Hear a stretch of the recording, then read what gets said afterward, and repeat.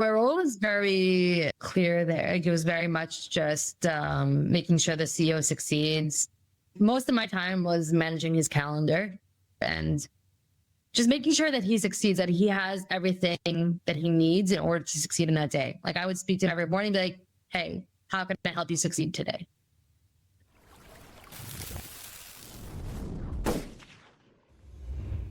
Hey, welcome back to the Doctor's Den. Today I have the pleasure of having Gila Bublick with me. Now, if you don't know who Gila is, from the many posters that she put up all over Israel and her LinkedIn, that's on you. But Gila, it is such a pleasure to finally have you on my podcast. Thanks so much. I've always wanted to be on a podcast, so this is really exciting. Cool. So many people don't know because they don't live in Israel, Tel Aviv area, but you actually are a little bit famous, notorious for having walked around and put posters up when you were looking for a job, and you'd gotten kind of like, I need to find a job, and you put up posters all over Tel Aviv, right? Yeah, but sorry that I was going to our crowd summit and I got a ticket through my former coworker. I was like, yeah, I've always wanted to go to the our crowd summit. It's gonna be so fun. It was really overwhelming. So I was like, okay, I need to stand out in this place where there's gonna be a lot of investors and whatnot. So it was like winter time. So I made a sweater. So that was my first attempt. It did get scans. But the point of me doing this whole thing wasn't about who's gonna scan me. It was more about like the marketing, like people seeing me on LinkedIn about it. And then I was like, okay, I don't want to walk around with this barcode on myself anymore. Like, I'm just gonna go print a bunch of signs. Like back in the olden days, that's how people got jobs, right? So I was like, okay, I'm gonna post them all over Serona. I don't know if it was allowed or not, but they stayed up for like a good 2 weeks. And then I was like, okay, after Serona, where else? I need to like reach the CEOs and the people that are looking. That I was looking to be an executive assistant. So then I was like, okay, I'm just gonna go to every place in Tel Aviv where there's office buildings. So I just hung them out, everywhere. Now to get like random LinkedIn messages like, oh, I just saw your poster down the highway. Like, good for you. I'm not hiring, but good for you for putting yourself out there. I'm like, thanks, bro. I appreciate it. And then my friend works at the J Post. So she wrote an article about me, which was really cool. Yeah, it was. And then some French newspaper translated that article from the J Post. So that was neat. And then some guy in Nigeria took my idea, like even the slogan, and made a t-shirt out of it too. And I'm like, I saw that. That's phenomenal. I'm just like, you know what? I'm not even like upset that you stole that idea. Like, you do you. If it's gonna help you, great. Like, I honestly flattered. Yeah, and so like to this day, people still remember me doing that. So it was like about, I don't know, 2 years ago already. So people were like, oh, did you get a job because of it? I'm like, not directly, but like indirectly, people like know me as that. So it did help me. Yeah. Okay, so before you put those signs up, what was it that you were doing? I was an executive assistant. She wanted me to like backtrack into like where I started.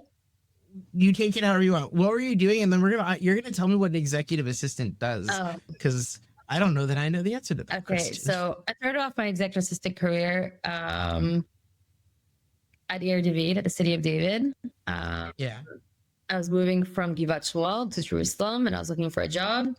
I never had like a job like that I like enjoyed. I was like in my mid-20s at this point. So I was like, okay, I posted on Facebook. I didn't really use LinkedIn back then. I was like, can somebody help me find a job? My friend sent me this job at the city of David, and I was like, okay, this looks cool. I like people. This looks like a fun job. So I applied. And I got the job, and I was like, great. I didn't really know like what I was going to be doing. At the city of David, it's like the organization part.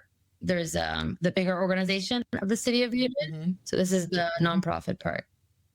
In the beginning, I was an assistant to about 4 directors and also the office manager, meaning like I did everything that had to do with donors, gifts, calendars, meetings, paying all of our suppliers on time. I worked a lot with finance.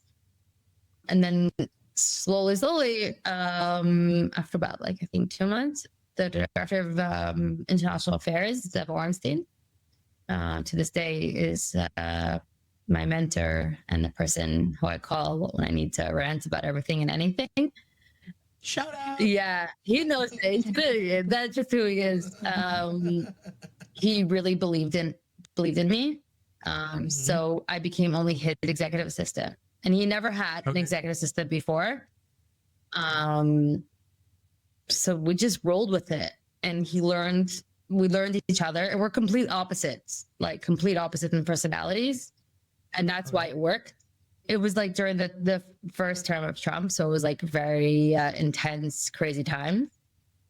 So I did everything for him. So if it was him flying to America, so booking his flights, booking his hotels, but like knowing it's not just about booking these things. It's about knowing what's going to make him successful on the trip. Right. And knowing, okay, this hotel is okay. And to make sure in the notes not to put them on the side of the train tracks, for example. Right. Okay. So it's there's a lot of thought that goes into it and preparation. Like before he flies, like, okay, who are you going to meet? What what materials do you need? And I would FedEx a lot of the stuff to him. And it was like, you could never really depend on FedEx or anything mail getting anywhere in time. Right. So I would like mail it, and then sometimes it would get lost. So I would call up everyone in FedEx. I even got to like the CEO of FedEx, I think. Wow. Because my boss needs to get the package by the time he left his hotel. And they're like, okay, it's going to be delivered by 10 a.m. I'm like, no, it needs to be delivered at 8. There's no excuses here. Right. You've got to go. And they knew when I called that they were in trouble. Wow. Yeah. Like I even made like some guy in America go down into the dungeons of FedEx to find my package.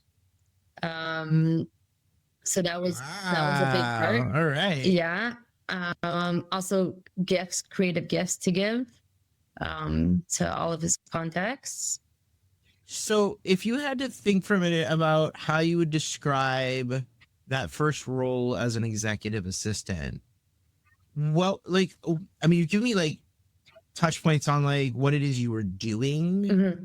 What did it feel like? I felt very empowered because my boss, Dev, really gave me the room to do what I wanted, and he believed in my growth.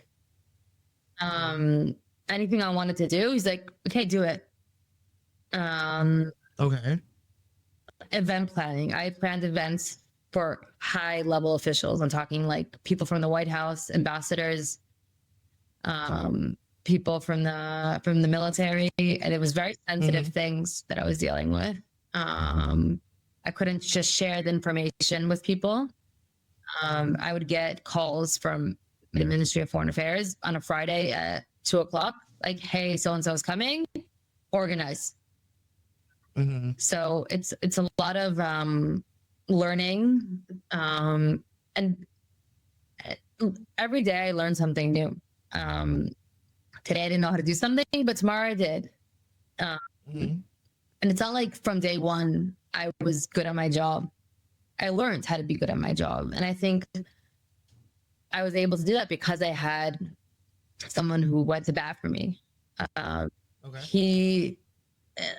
It wasn't like a boss employee type of thing. Like we were a team. We're really a team. And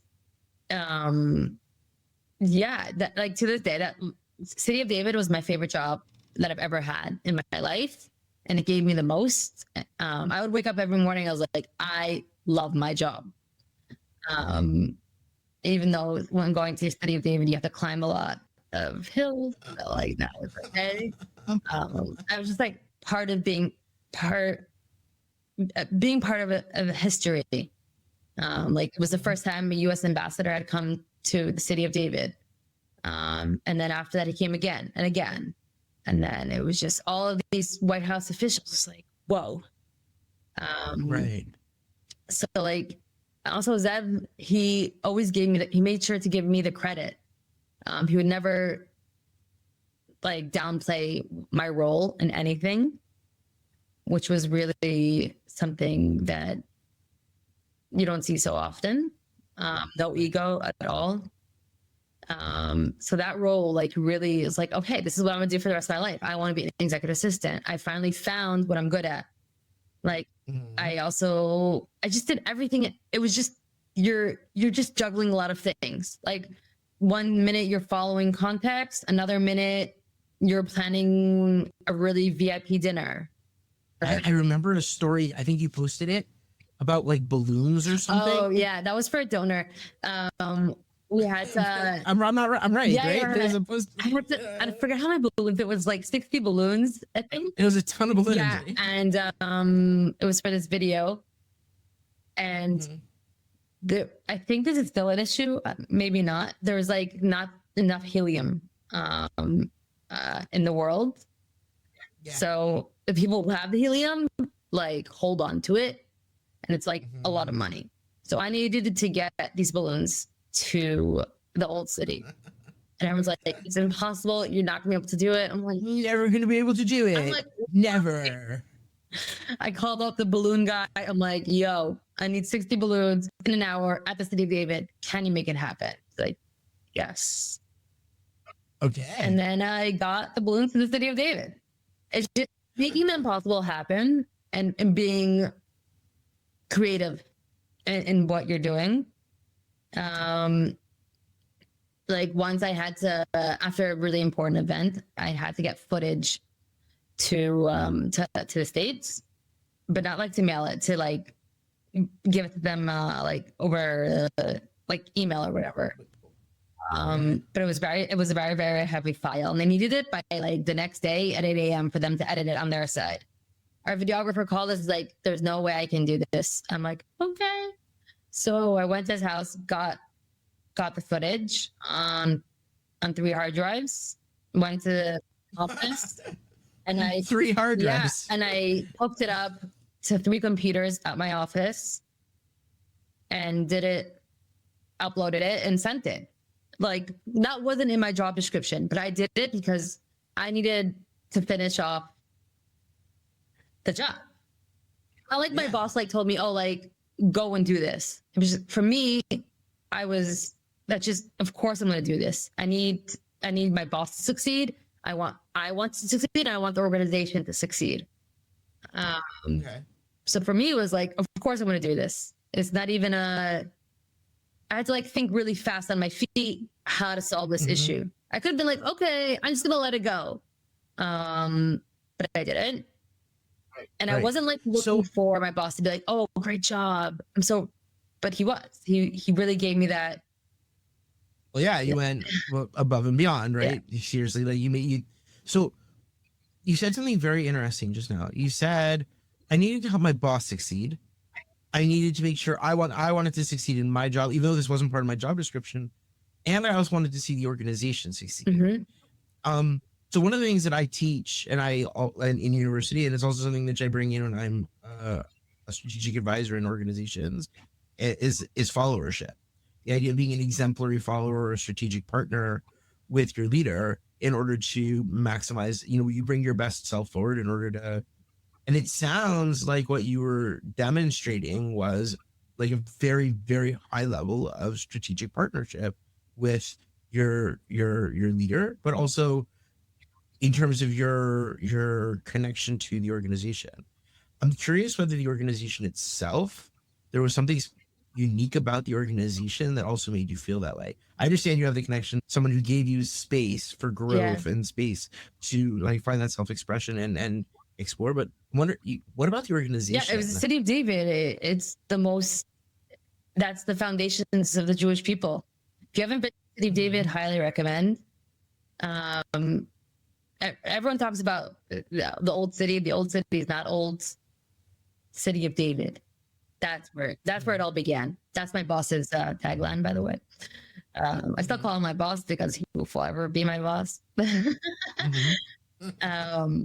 It just, I would like, I've been there so thousands of times, but I still cry every time I go.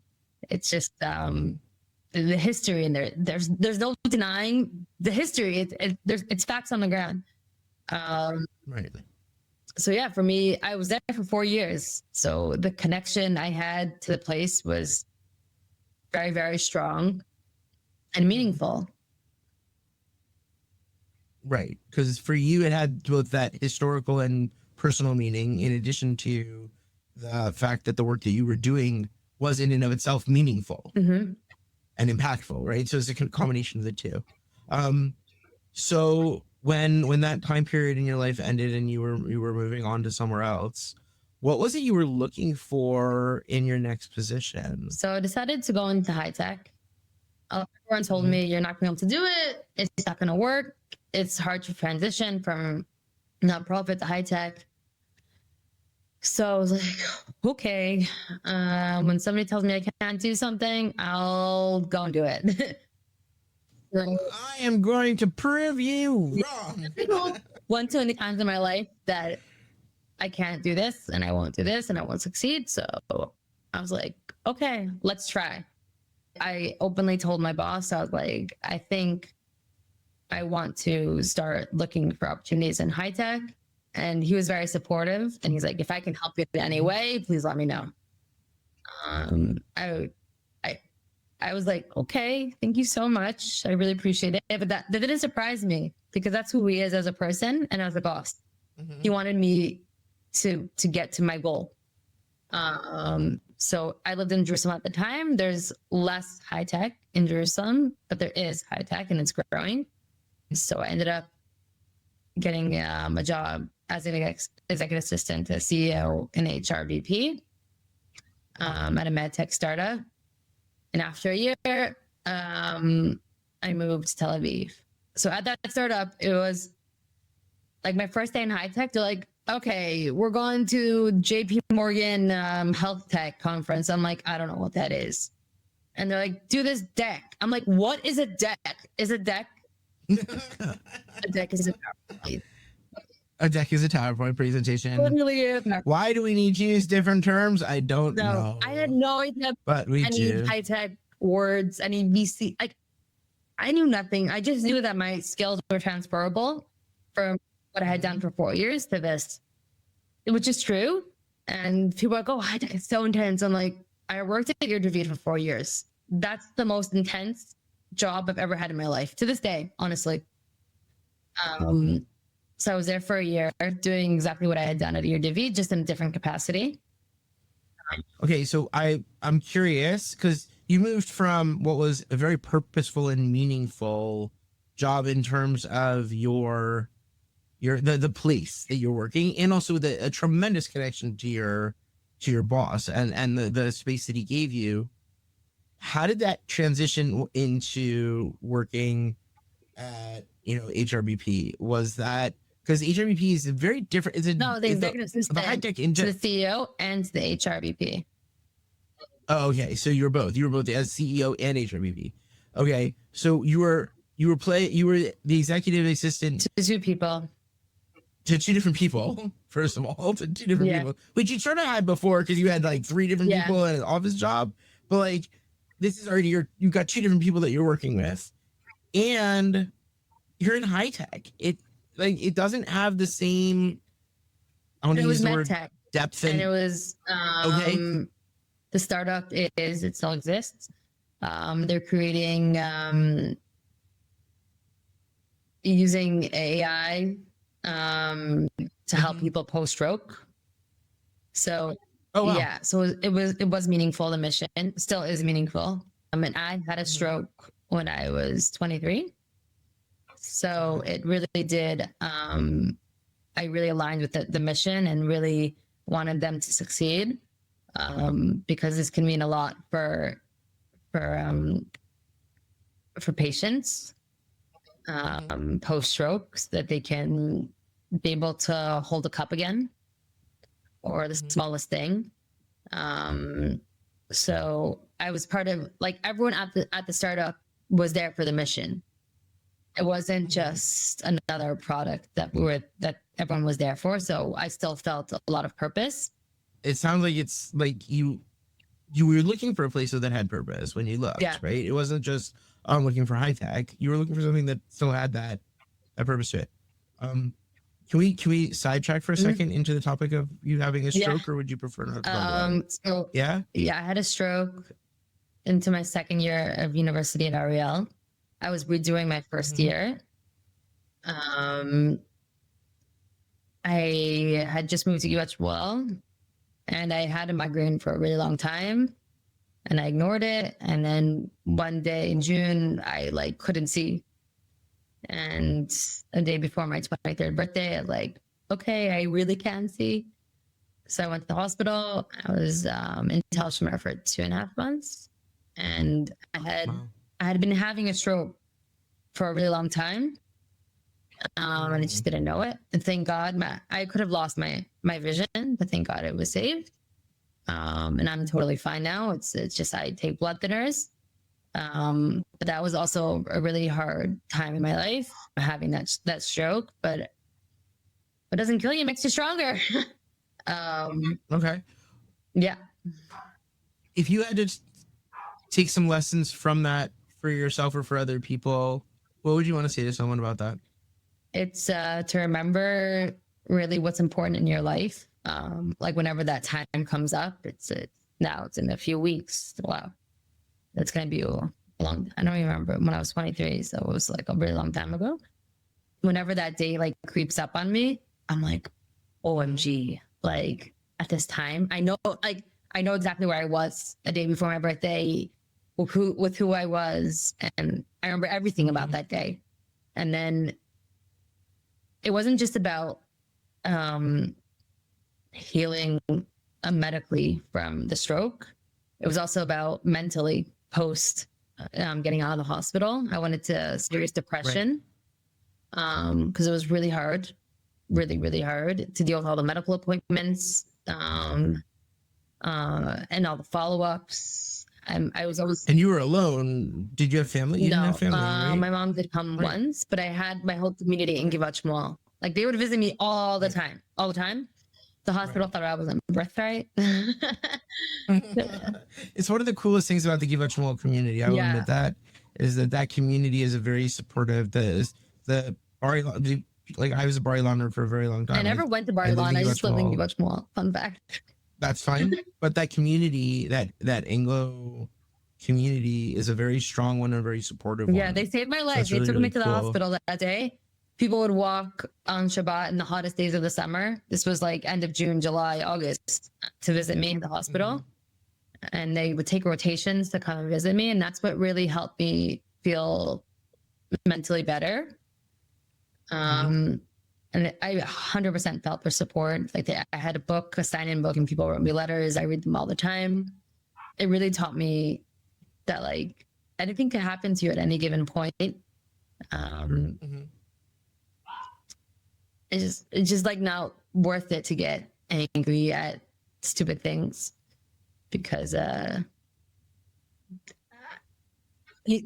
not. It's just like it gives me a lot of like what's up in the world. Like people are caring about the stupidest things, right? But there's so much more that's going on in the world other than what you might be angry for. So I let myself be sad or angry when I was like let go from jobs for, I don't know, 1 to 2 days. I cry, I get angry, and then I move on. Not worth it. So it sounds like this experience has also taught you a lot about perspective on not just your own health, but on the greater perspective on life in terms of take everything in stride and understand like how to really prioritize the things that are important. Yeah, health is 100% there, 100 top. Happiness and health. I had a job once where I had to go to doctor's appointments, and according to Israeli law, you don't have to pay from the first day. So I was like punished for going to the doctor. So any job that I took after that, I was like, I want to be paid from the first day for sick days. I don't want to be penalized for going to the doctor. So that was something that was really important to me also. Interesting. And overall health is just top priority. You have to remember to put yourself first in everything. If you're sick and at work, go home and sleep and get better and get healthy so that you can bring your best self forward. 100%. Okay. So you were working on something which was actually very meaningful for you then when you're working. It was Bring Q, right? That was the name of the company at Bring Q, which was a place that you essentially had a personal reason for wanting to be there. I mean, I can imagine people who've had family members or things, but for you, it was like, it was me. Yeah. It was, How did you bring that aspect of yourself, or did you, I guess, bring that aspect, that history, that personalization into your job? I mean, everyone knew that I had a stroke at work. And people were like, "What? You're so young, you had a stroke?" I'm like, "Yes." Everyone at any age can have a stroke. I think people see there's different types of strokes. So I had a stroke in my brain, caused by a blood clot disorder that I didn't know I had. So that was fun. Found out that I had a blood clot. Is there any test that people can do to find out if they've got something similar or have that kind of problem? So I have ulcerative colitis, and people that have ulcerative colitis are prone to getting this blood clot disease. But apparently my something in the blood tests were always high, and I never thought anything of it. But apparently that was a sign that I had this. It's very rare, this blood clot disease. Okay. And So wait, did it actually come into play? Like, but I mean, in your job as an executive assistant to the CEO, I would assume less for the HR and people side of things, but did you see yourself ever bringing that history into your work? That's why I was really like how I wanted the organization to work to succeed at the City of David. I wanted the startup to succeed just as equally. Right. I'm wondering whether your own experience in any way informed. Did you bring suggestions? Did you go, like, what was? No, my role was very clear there. It was very much just making sure the CEO succeeds, making sure most of my time was managing his calendar, because CEO's calendars change from minute to minute. Like, it's just, woo! Right. 1 minute they're there, 1 minute they're at a board meeting. You never know what's flying. Things change all the time. So a big part of it was more calendar and just making sure that he succeeds, that he has everything that he needs in order to succeed in that day. Like, I would speak to him every morning, be like, "Hey, how can I help you succeed today?" That's such a great question, though, to ask. I actually learned that from my boss, Zev. When I say my boss, it's always going to be Zev. I understood that. No problem. How can I help you succeed today? Yeah. I feel like that's something that parents need to ask their kids. That's something that parents, like, I should ask my son that more often. So, how can I help you succeed today? Don't make me go to school. No, Two things that Zev always taught me is always be growing and always be learning. Yeah. Right. I'm a very big fan of both those ideas. So there was, though, a difference then between the work that you were doing with Zev, where you were doing more than just keeping a calendar. Yeah. You were an everybody, everything kind of person, where you plugged holes and, you had your finger in like 12 different pies all at once, which can be very tasty, but kind of hard to do when you only have 10 fingers. At the startup, I also, it wasn't just calendar. I also did Right. Okay. I think he needed like speaking to the board. I spoke to the like making sure the board meeting was happening. Right. It's a startup. It was 40 people at the time. So anything that Okay. all hands on deck. If this department needed me at that time, I went and helped them. It was You were there. in a startup, Right. there's no such thing as egos. Whatever needs to get done, gets done. No matter what your title is. Nobody cares. Okay. So from your experience there, that sounds like the nature of the startup. And I've worked with startups before. There are startups which are very much like that, where nobody cares, no ego. And then there are startups where there's a lot of ego. So I think there's a difference there that's very important to put your finger on, which is you found a place which was right for you, not just in terms of purpose and mission, but also in terms of nature and culture. Would you say that that's true? Mm-hmm. Did you know that before you started working there, that was the nature and culture of the place? I saw the people that work there. I think that everyone before they take a job should look at the vibe of the people. I have a friend actually that he's an engineer, and before he had 2 offers for a job, and he called him. He's like, before I take this offer, I want to come and like spend a half day with the team. I was like, wow, that's a really smart idea. Because taking a job is great, but then you, after honeymoon phase, it's like, oh man, I don't want to be here. So yeah, my friends, I'm still really good friends with a lot of those people that I worked with. I really value them.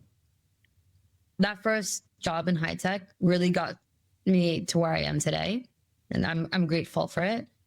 So then I moved to Tel Aviv. I didn't have a job when I moved. So then I worked at a startup just for a few months. It didn't work out. So then I was looking for a job. Then I worked at JP Morgan, which was like, I also had a great boss there. JP Morgan was very much black and white, like just do your job. But again, I don't regret any job that I've been at, because I think every job gave me something, tools, and every job led me to my next step. So after JP Morgan, again, was looking for a job. And then one day I got an inbox from a CEO saying, hey, do you want to join my stellar startup as operations? I'm like, cool. So I have nothing to lose. Straight up random DM. Go random DMs. Yeah, and I met him. It was great vibes. I'm still there for another month, and then I'm going to be looking for something new. This year, it's been hectic. One day in a startup is like 10 years of your life. All right. Well, first of all, we need to dig deep dive into that one for a second, because there's so much truth in that statement that it's crazy. That's gonna be a new quote I'm gonna put up somewhere. One day in a startup is like 10 years of your life. I think that's particularly true for people who are in operations. Just because, especially in a new place where there's no real, like a new startup, there's no processes written down, there's no SOPs, there's no HR, there's I am everything. What do you mean you're everything? I'm everything. So when you started at this new place, you were essentially like coming in as their first operations, I was the first person to join. It didn't. Everyone else, there had been a bunch hired, but I started before them. It was me and the 3 founders. Wow. So like the first thing, day one, what I did was make sure we had C-Boost. That was my first task. Okay. Why? Because C-Boost is really important to have. Without C-Boost, people get hangry. To be perfectly honest, did I have any idea what I was doing in operations? No. I knew how to be an executive assistant. I was good at it. So I was learning a lot. I met with people that are operations managers before I started to like understand what I want to be doing. But operations is so different in every organization and startup. No 2 jobs are the same. There's business operations, there's operations like what I do in operations, somebody else might not be doing it all in operations. Like I literally do everything at the startup. My job essentially was to make sure that the CEO has quiet, that like he doesn't need to know what I'm doing behind the scenes. It doesn't interest. Something that doesn't interest him. It just, he needs to be able to focus, and the other co-founders need to be able to focus on the product, and they can't deal with all the bureaucracy that I'm doing. Like, do I call up Malka from Bank Tech all the time? Hey, yes. Do I ask 1,000 questions to the lawyers? Yes. Do I ask ChatGPT a lot of things? Also, yes. I'm not afraid of asking questions. It's important to ask questions because that's how I'm able to succeed. Right. So what did you take from executive assistant that you brought into operations? So as an executive assistant, like I a lot of travel, like that I knew how to do. I knew what questions to ask. I knew to ask to make sure what seat they want, if they want the aisle or the window, because nobody wants middle, and whoever wants middle, I don't know. You're a little bit insane. I 100% will judge you. 100% will judge you on this one. But it's also very complicated now, flights, because of the war. So can't take chances. You got to fly only halal, and that also gives you limited options because there's Shabbat, and then there's this holiday, and then it's just complicated.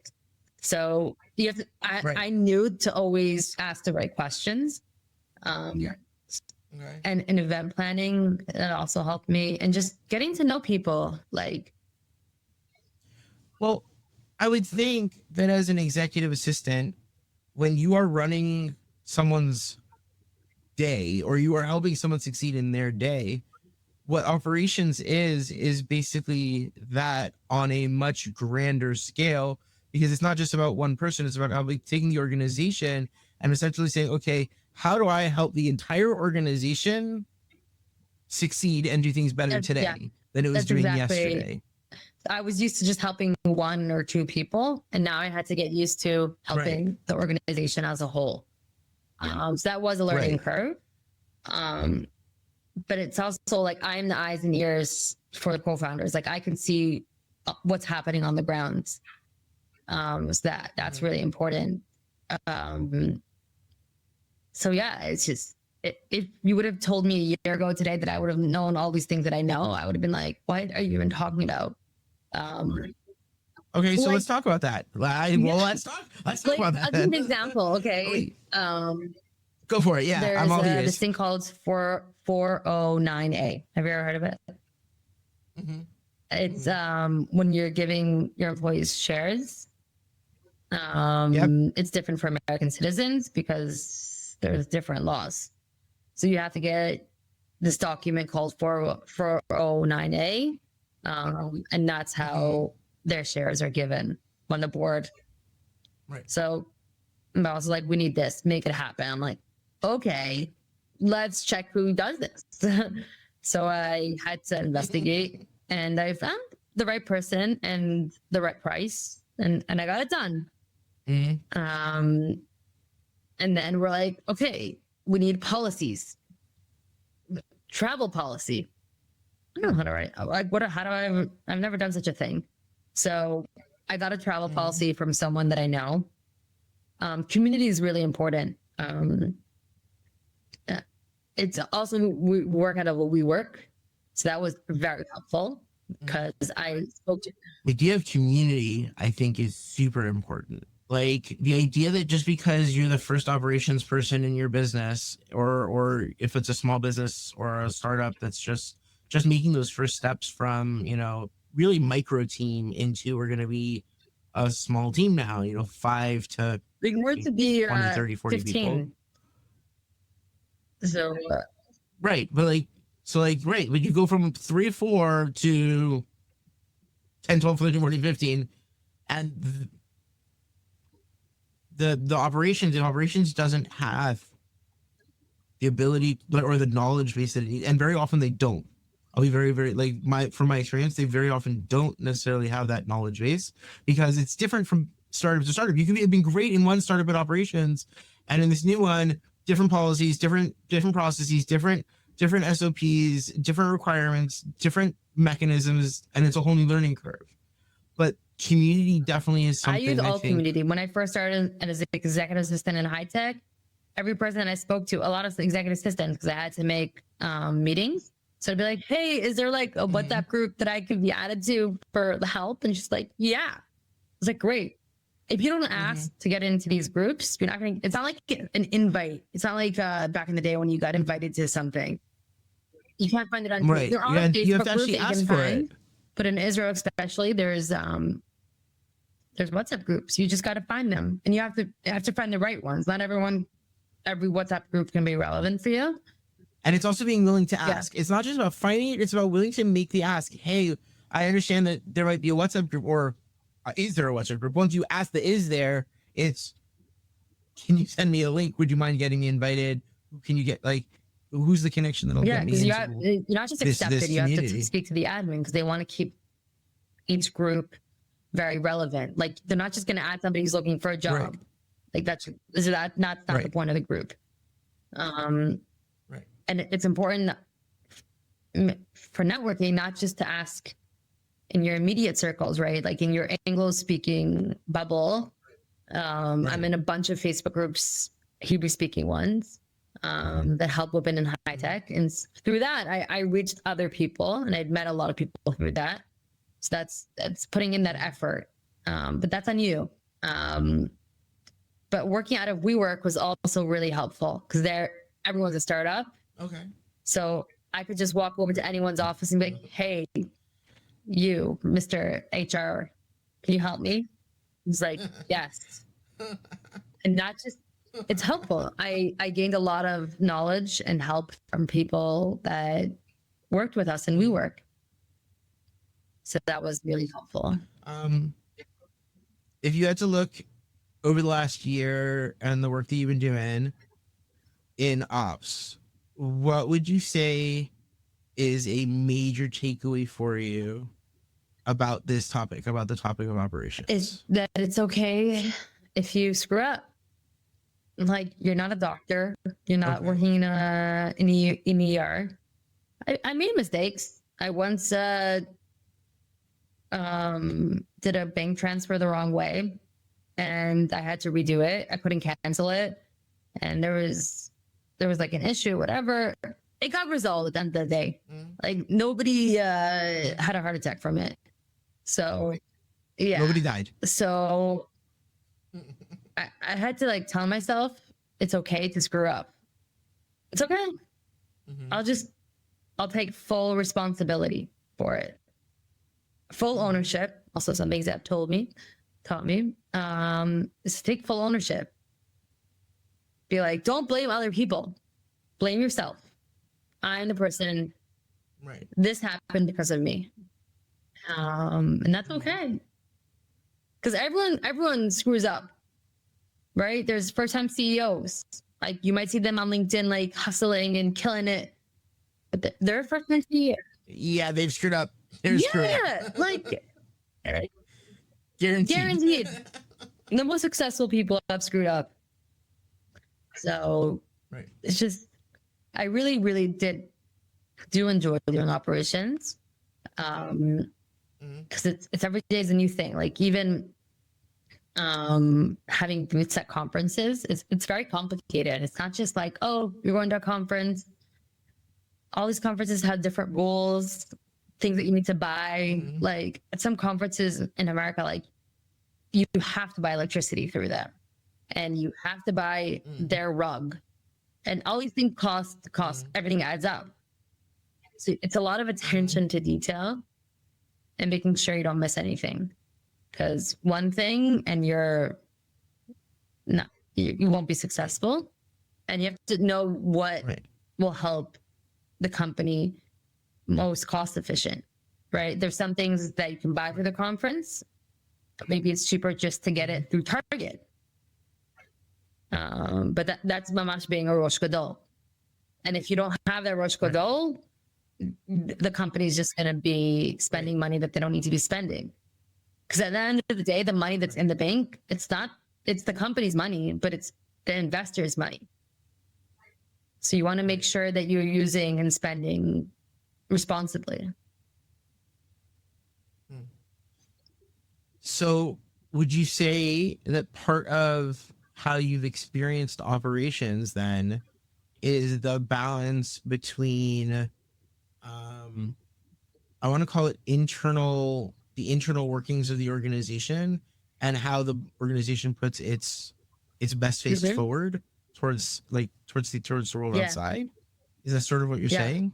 It's really, 100%. Okay.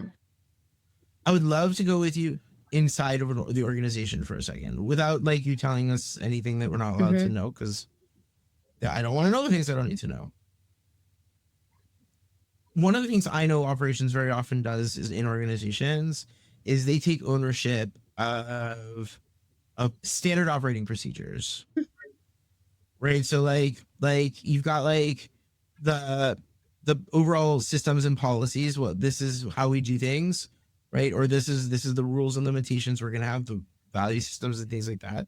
Values are generally directed from like the founders. They sort of give a sense of what the culture should be. But when it comes down to it, somebody has to take ownership of, well, when we do this thing, this is how we do this thing. And here's the checklist for this part of this thing. And here's the checklist for this part of this thing. And here's the check. Each one of those is an SOP, right?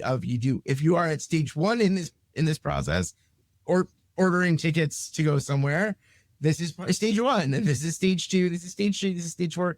This is stage five. And now you actually ordered a ticket. Congratulations. And operations not only does that for the founders, but it does it for a lot of the other, especially in a small startup, for a lot of the different departments, which there aren't really departments yet, but different groups that are working, whether it's tech or the sales or whoever. I'm wondering, because you said you had your finger in a lot of pies there. You had to. How did that? So I made policies. Like, I made a travel policy. I made a computer policy. I made dinner policy.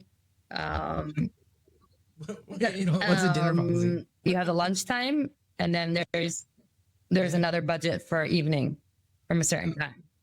Oh, okay. Taxis home, I made a policy. Parking, I made a policy. Everything's a policy. Wow. And it's not like on day one, I'm like, okay, I'm gonna make all these policies. As issues come up, you make policies.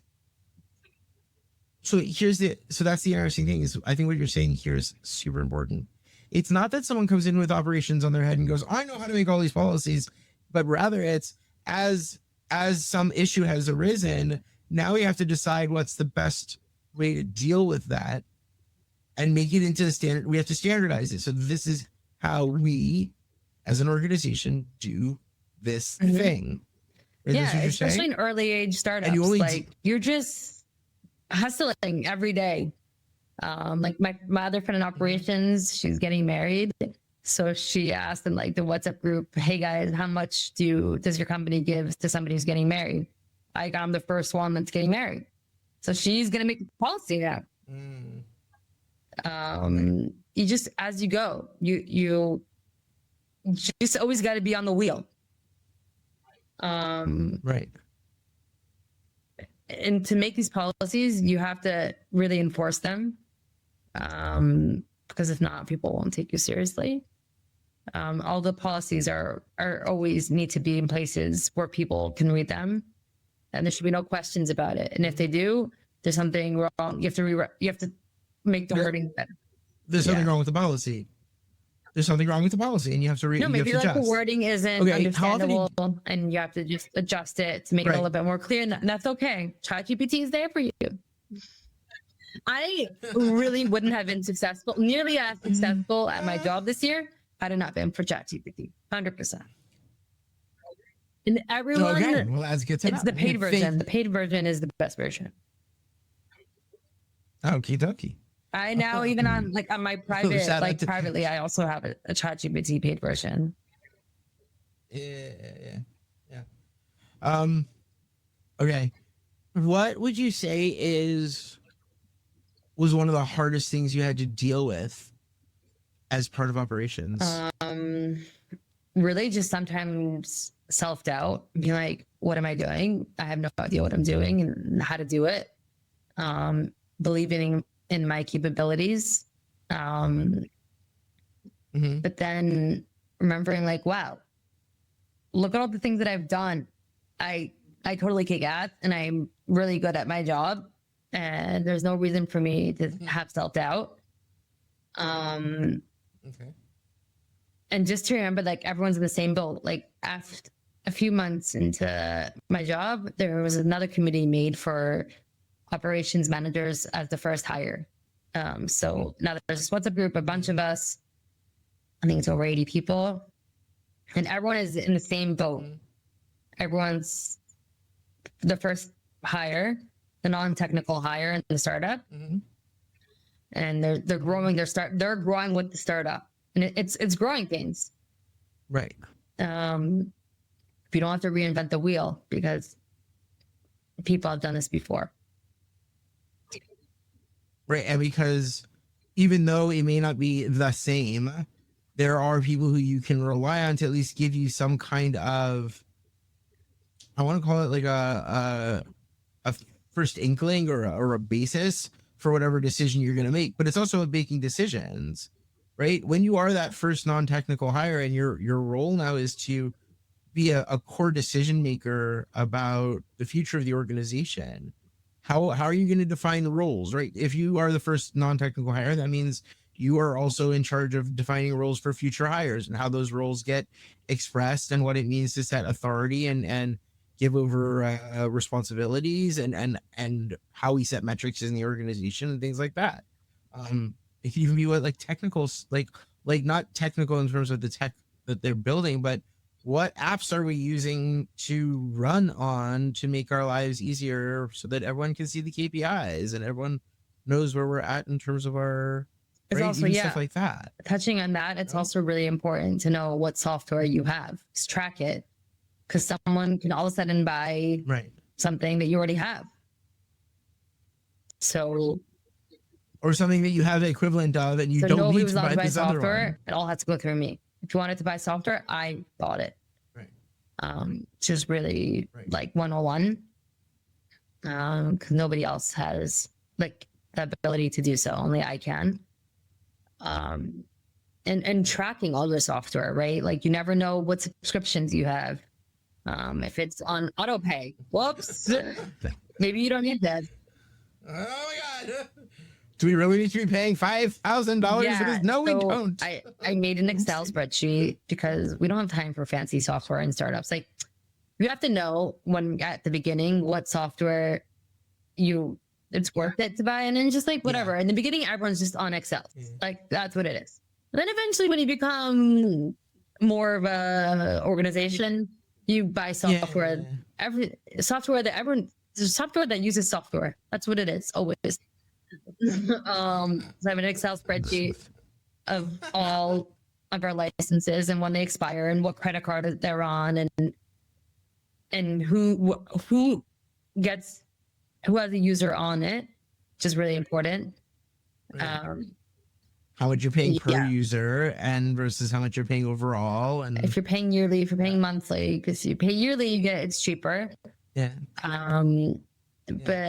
everything has a cost, and you always have to make sure that it gets approved by the right people. Someone can't just come to you and be like, hey, I need this. Like, okay, is it approved by your manager? Like, let me know.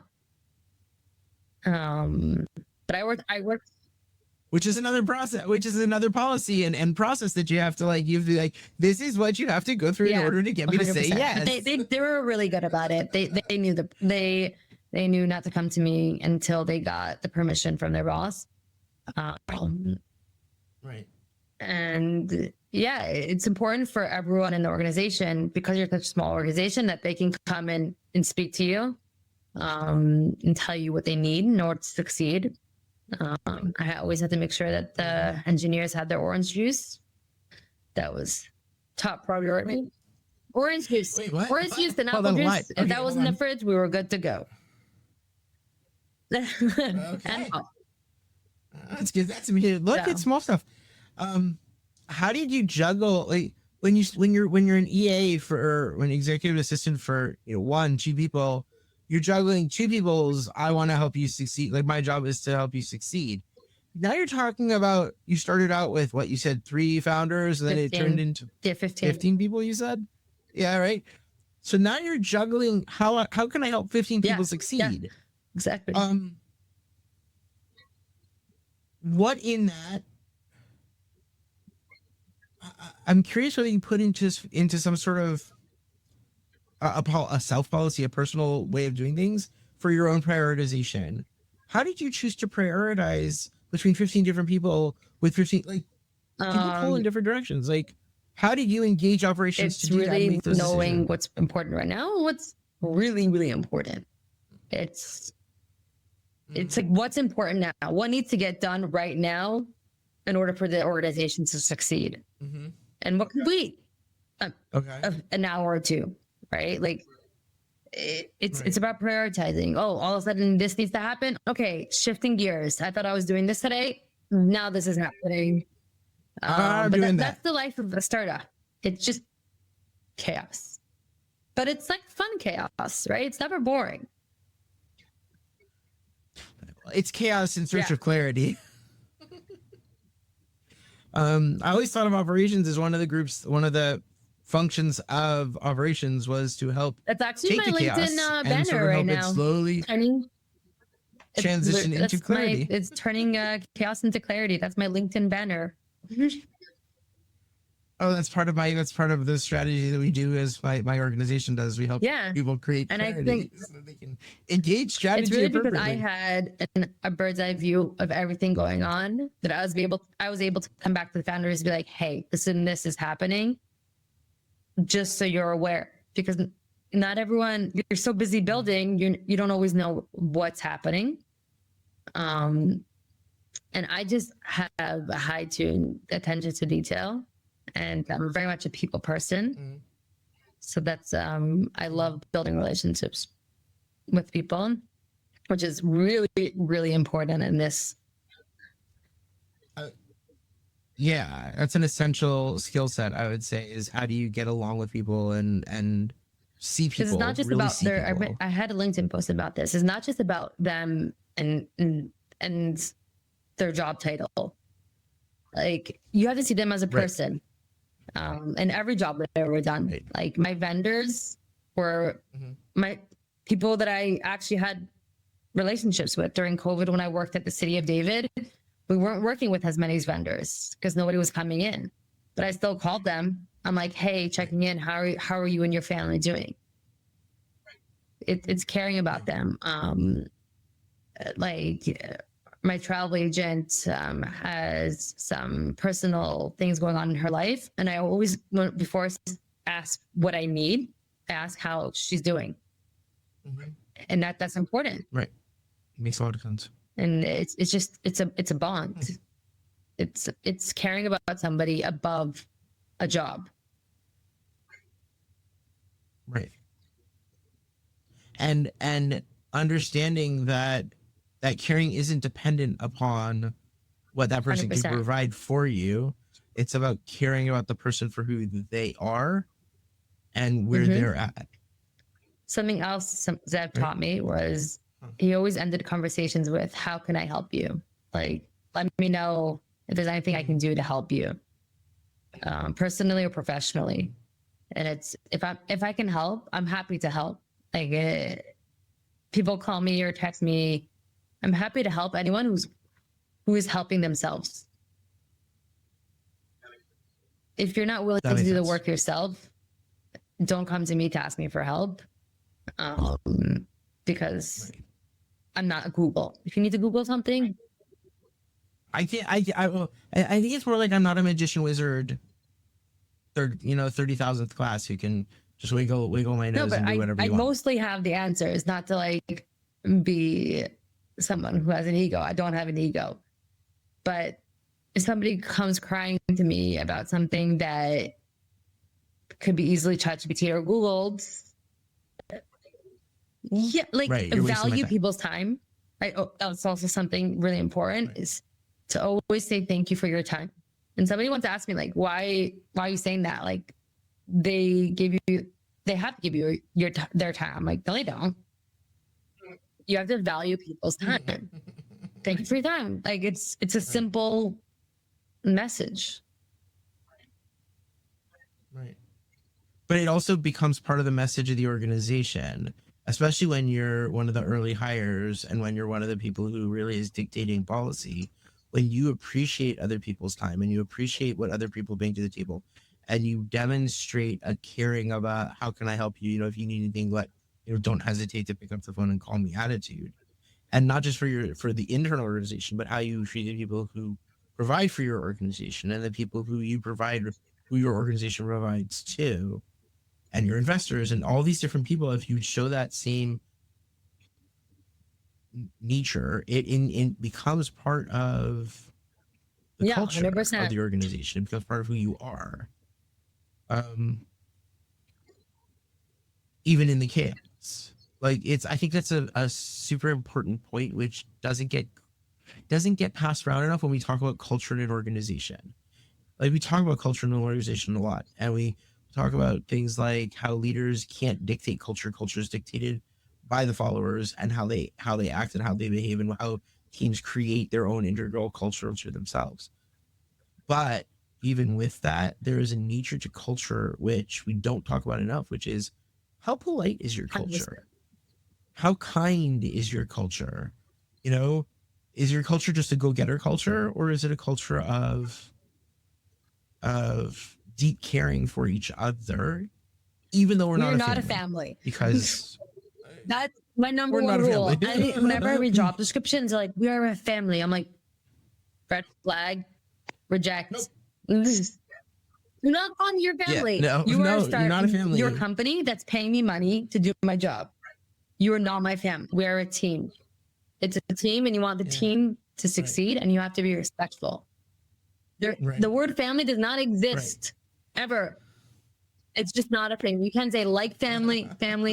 No, you have family at home. You have more than enough family. Thank God. It's become a very big thing. I think people are doing it less now.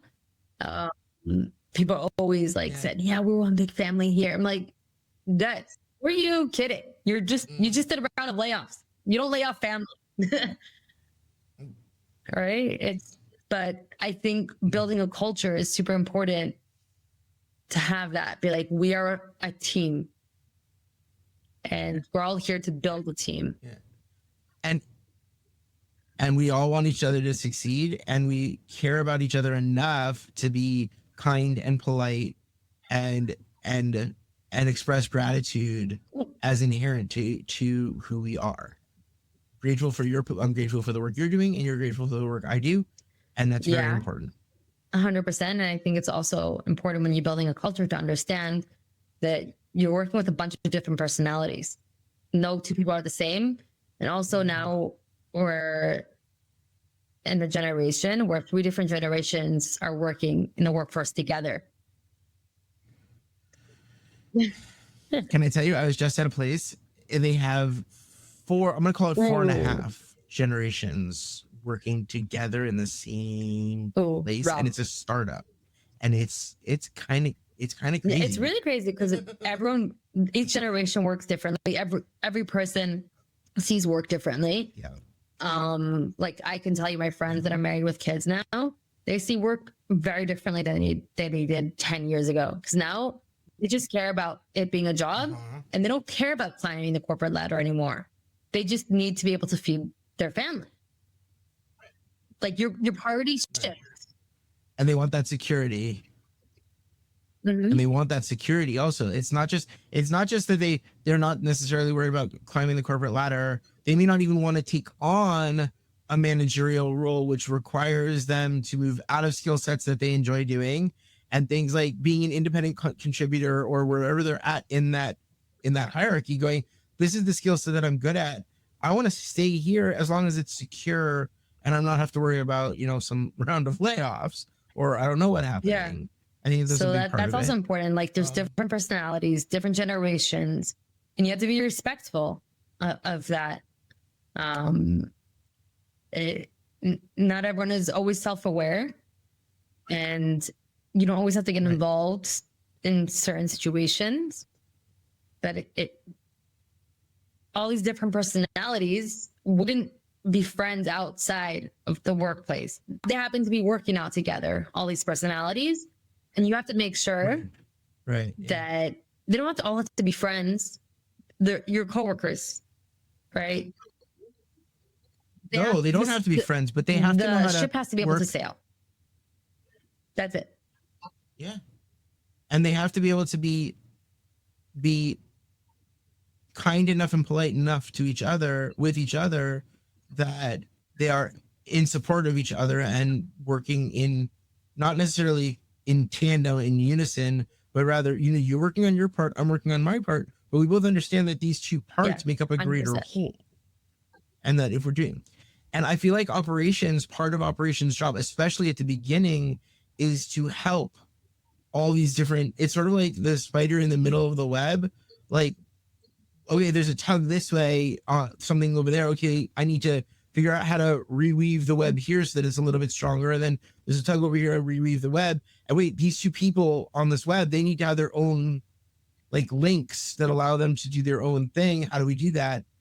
Is a lot of what operations does at the beginning. Yeah. Would you also have to be like self-aware of, would you agree? Sensitivities. Some people might be more extroverted. Some people might be introverted. So when you're planning company events, be like, you're not going to be pleasing everyone. It's just impossible. There's always going to be someone who has this or that, and that's okay. You do your best, and that's all you can do. You can try your best to accommodate everyone. But sometimes these kinds of things aren't for everyone, and that's okay. As long as you're respectful, and they feel like they're not being, what's the word, like penalized for being who they are, then your organization will continue to grow. Right. Because they're like, okay, I'm accepted for who I am. That's really cool. What's a major takeaway for you moving forward? That's an interesting question. That I am capable of being an operations manager, and that even if I go back to being an executive assistant, it's not a downgrade, because it's using both of my skills, all my skills. And just to appreciate and really understand what you're getting myself into, and to never stop asking questions, and to be growing every day, and learning from everyone around me. Well, when the idea that there's no dumb question, because every question is an opportunity for learning. So sometimes I was afraid to ask dumb questions, because I was, again, the first non-technical person. But my coworker once said, like, Gila, you need to ask it's not a stupid question. Like, you need to ask these questions. I want you to understand what's happening. I'm like, okay, I will ask you 100 more questions. And 100 more dumb questions, because I know they're dumb and I need to know the answers. It's just, the right opportunity is always coming. That's what I really try to believe. And everyone's like, oh, the market's so bad, it's going to be so hard for you. I'm like, you know what? I don't need this negativity in my life. Okay. If you want to go give that. Yeah. It's really about getting out of bed every morning, which I have to, because I have a dog who at 7 a.m. needs to go to the bathroom. So I have no option but to get out of bed and just go outside and breathe in the air and see the sun. So I'm really looking forward to my next opportunity. I don't know where it's going to come from.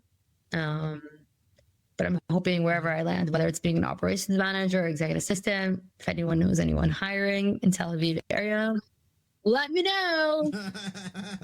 I actually have a question. there's executive assistants, there's operations, there's chief of staff.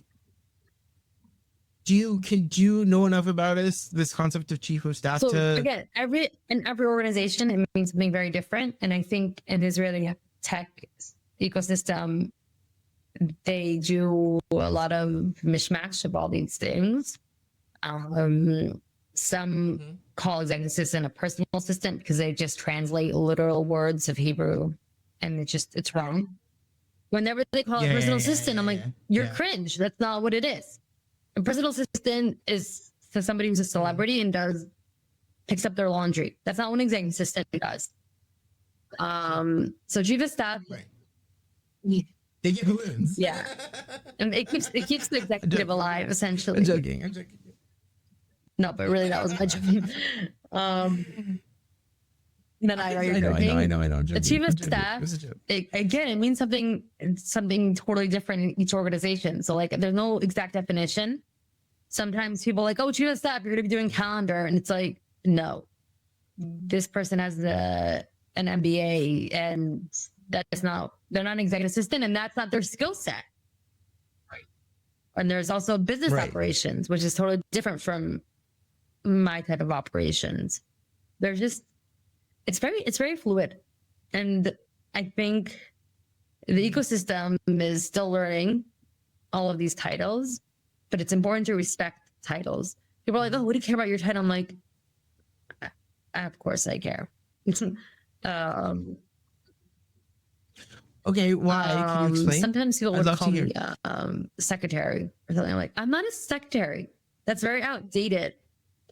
With time, titles change. Right? Back in the day, being an entrepreneur was like, oh, you're doing nothing with your life. And now it's like, oh, you're an entrepreneur? You're so cool. Titles have meaning. It's about respect. When I was an executive assistant, if anyone ever called me like a secretary, it's just like, no. Call me by what my title is in my signature. Thank you very much. Right. I have an actual job. I do an actual job. Yeah. Give me the credit for the work that I do. And it's also to the person that I'm being an assistant to. Like, I'm an executive assistant to this person. Right. Back in the day, I think secretary was a very high title. Like my dad is a lawyer and he had a bunch of secretaries and they ran the place. Without the secretaries, there was no law firm. Very much so. But now titles have changed and evolved. So it's important. And I hope the ecosystem learns that. Because I see all these job descriptions. Sometimes they are looking for a personal assistant in a startup. Like they're not even a startup. They're like a bigger company and they have an executive assistant and a personal assistant, which is fine. But when they're just looking for an executive assistant, they call it personal assistant. I'm like, no. Sometimes they're looking for executive assistant and office manager because like they're at the beginning stages. They're not quite there yet. They're not yet there where they can differentiate between those two roles. And they need one person who can sort of wear both those hats. Is a bunch of things, right? I'm HR, I'm finance, I'm what else am I? I'm customer relations. I'm customer marketing success, sometimes. I'm everything.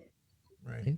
And slowly, but ultimately, the role of operations, working with the founders, is to get to the point where you can hire because you can clearly define each of those roles as operations and go, this is how HR works. I can now hand this over to someone who's going to come in and be the new HR people.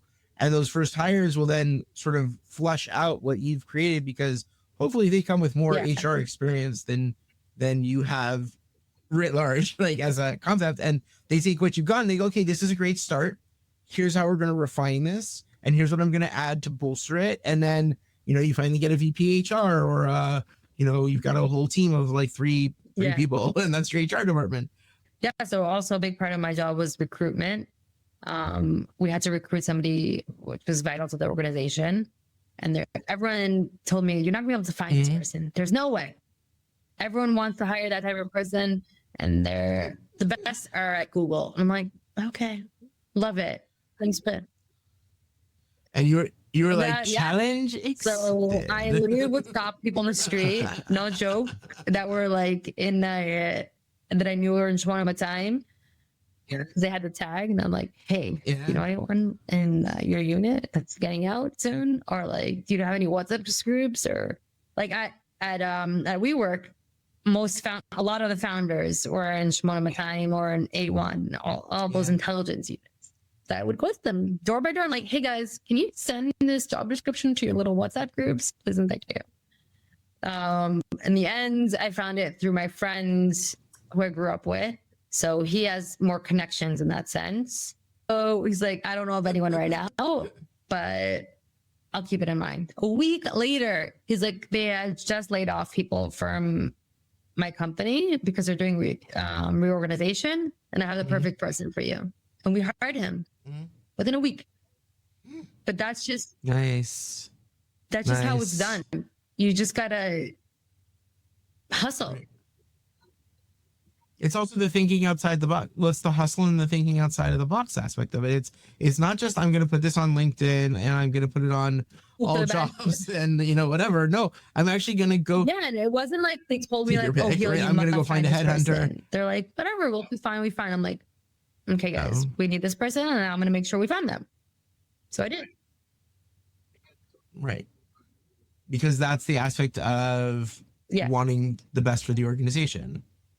And putting that effort towards that best, even if it means you have to go and like nudge some soldiers and be like, hey, I know you have a WhatsApp group.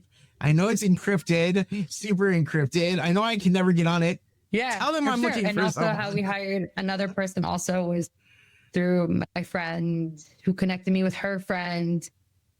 Who he's not a recruiter, but he has a network. So he got us this person. Like, it's just, in the system, in our ecosystem, it's all about connections, right? It's people. Yeah, it's about the network. It's about the networks we create and that the way we treat our network. I actually have two more questions. One of them goes way back to, you said that you had been studying in REL University. You were redoing your second year when you had your stroke. No. But you never finished, right? That was because after my stroke, I was like, I do not want to go back to university. University is not for me. I have a learning disability. And it just wasn't good for my health, the pressure of university. So I was like, okay, I'm dropping out. And it was scary to drop out. It really was. Because that's what everyone does. You have to go to university and study something. But I was like, okay, I'm doing it. Like, my health is more important. So I did a course in social media and event planning, and then I just worked random jobs. Like, my first real job was at an event company. I made 6,000 shekels. I thought that was great. A lot of money back then. Yeah, it was. A lot of money back then. Back then, it was like, I don't know, 10, 12 years ago. Yeah, it was a lot of money. I was like, whoa, I'm so excited. So rich. Money flowing everywhere. Yeah. But post that, my first where my career really began was at the city of David. I understand. 100%. I owe my career and growing professionally and personally to Zev Orenstein. Okay. I tell all my bosses that they must be with my boss if they want to. Like, you want to be my boss? What? I thought I was your boss. No. You're not my boss. Let's just, you have to earn the title. I do have one question, and then I want to ask you to ask. I want to figure out where you want to go with it to close it out. You've had a very purposeful, driven life, where you have found in almost everything you're doing meaning, purpose, something that's driving you forward. And I'd asked you before you ran away what you would suggest to someone in terms of learning or education they might want to do. But I want to refine the question a little bit now that I've thought about it. I would love to hear about what kind of education you think someone might want to take on if they want to do operations or something like that. But if you had to help someone figure out how to identify purpose in their life, what would you suggest? So I'm giving you a double whammy here of questions, as it were. I would talk it out with ChatGPT. I'm not even joking. Okay. And really understand what you're good at, and how those skills translate into the workforce. Okay. Like I'm really a people person. I'm very much extroverted, but I'm also introverted. Like I need my quiet. I like to get shit done. I'm organized. I'm a rosh gadol. All of these skills are really important in ops and in being an executive assistant, and caring about and knowing how to build relationships, and being creative. Like I'm very creative in everything that I do. I might not know how to draw, like that type of creativity, Right. but it's just knowing how to get things done and who to ask.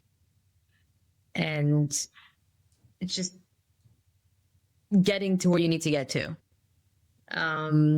So like you said, like I don't have a degree there's no degree in being an executive assistant. No. There's no degree in being in ops. Like everything that I learned about these jobs was on the job. Right. Right. And when I was first applying to jobs in my early 20s, I was like, how am I ever going to get a job? Because we need experience. And everyone needs at least 1 to 2 experience or 5 years experience. I'm like, I'm never going to get that experience until someone takes a chance on me. So the first few jobs took a chance on me, but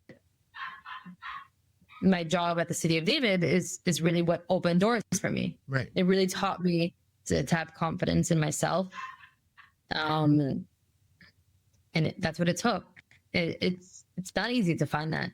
And I think it's also, there's the second side to it, which is you have to be willing to take a chance on people, right? If you are a person who has a position available and someone doesn't meet, check all the boxes, doesn't have the degree, but has the drive, the desire to learn, the other skills that might be needed, other things like that, how much are you going to stick to, you have to have this? How much is it really a requirement for the job that the person's going to be fulfilling?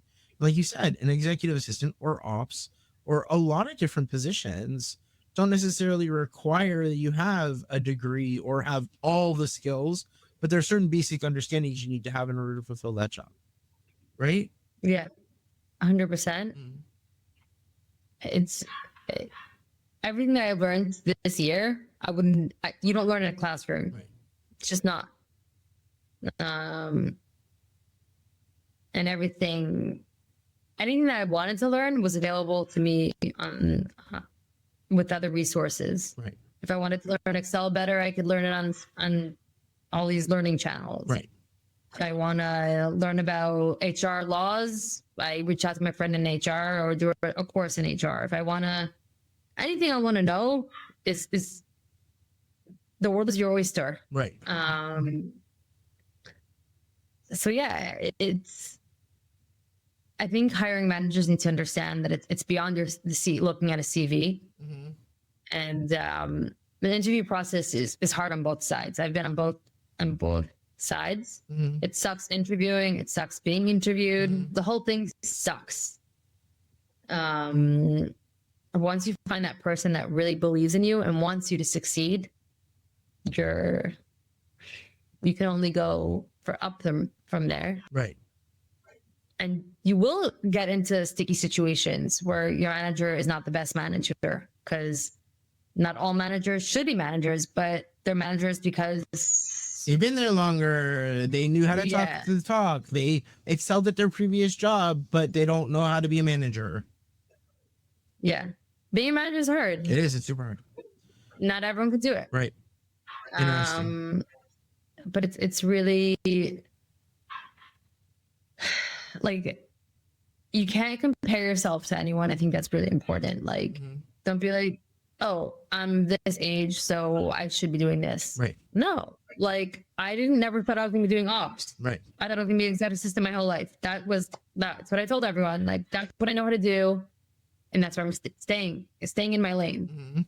But I did a little bit of a detour, got out of my lane, and did something that was uncomfortable, something I didn't know. Right. And now I know how to do it. Right. Okay. Looking back at yourself, I would say even pre-stroke. What's one message you would give yourself back then? That I'm gonna succeed, and I shouldn't let past experiences affect me now. Okay. Right. Because I always felt like my learning disabilities was gonna hold me back. But it didn't. Right. And like I had to just believe in myself that again it wasn't about the university degree. Right. Like even till today, people are like, oh, you don't want to get a degree? I'm like, for what? For what purpose? So who do I need to impress? Right. People are hiring me because of my skill set and because of me. Now, I'm not telling everyone listening to this podcast to drop out of college, Right. okay? Not what I'm doing. Right. Every person has their path, and you might find your path at 30, you might find it at 40, you might find it at 50. It's just like it's the mindset, which is important. We're always remembering that like this is where you are now. This might not be where you are at in 5 years from now, right? I'm always in interviews. People are like, "Where do you see yourself in 5 years?" I'm like, "Bro, I don't know where I see myself tomorrow." Well, I don't know what I want to be. Like, I don't know. A lot could change. I'm living day by day. Right now, I'm at this job interview, hoping to get this job. Right. 5 years from now, maybe I'll be here. Maybe not. It'll depend on a lot of things that aren't dependent upon me. Yeah. There are things that are dependent on you, which is, I think, is your knowing your self-worth, which is really important. Yeah. I think some even I like it. I'm not perfect. Sometimes I totally self-sabotage myself. But you just got to remember there's only one person that's going to look out for you, and that's you. Right. Okay. You have to remember to love yourself and hug yourself. Like today after my workout, I hugged myself. I was like, good for you for working out today. It felt good. One last question. We're going to close it out. Is there something that we didn't talk about that to your mind is important that we should have spoken about? I just want everyone that's looking for a job to really utilize their network, and they can also read a bunch of blog posts that I wrote for free on my website, gilabublick.com. If anyone wants to reach out to me, I'm happy to speak to them, but only after they've read every single blog post. Oh my God, that's not a challenge at all. No, because again, I'm willing to help people who help themselves. And I'm willing to listen to anyone and help if I can. Right. But I worked really hard to write those blog posts like that. It's for my personal experience. And there's a lot of good information there. And just to stay around people that are positive. Like anyone who gives you negative energy, shoo them away. You don't need that. Okay. I like that. That's great. Yeah. Thank you so much for spending time with me here. This has been... Thanks so much. It's so fun. This is great. Thank you for joining us in the Doctor's Den. Don't forget to like, share, and subscribe. Hope to see you next time.